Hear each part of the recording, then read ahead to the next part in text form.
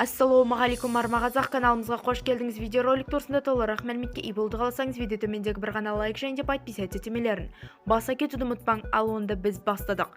Танымал ақын Жүрсін Ерманның жағдайы белгілі болды. Желіде ақынның шәкірттері ақынның суретін салып жазба жариялады.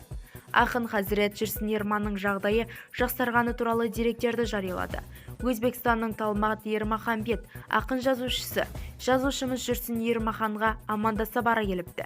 Көкеміздің жағдайы жақсы, таза ауада ауа ауыстырып жүрміз, деді ол. Белгілі болғандай, айт қарсаңында бәрі ақынды шаңырағында жинаған. Кадірден Ашанайлы Ашимов, Алтынбек Қоразбаев танымал өнер иелерінен тартып, Мұхтар Ниязов, Аманжол Әлтаевпен секілді айтыскерлерді көреміз.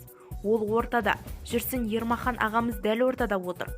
Айт күні, айтыс қайтаңда, бірнеше ақынның бәрі сонда отырған. Мұхтар Ниязов ағамыз айтқандай, айттан айтқа, айтыстан айтысқа аман-есен жете берейік деп жазды ақын. Бізді тамашалауды жалғастырыңыз. Желідегі ең соңғы жаңалықтарды алғашқылар қатарында біздің каналымыздан біліп отырыңыз. Сау саламат болыңыз.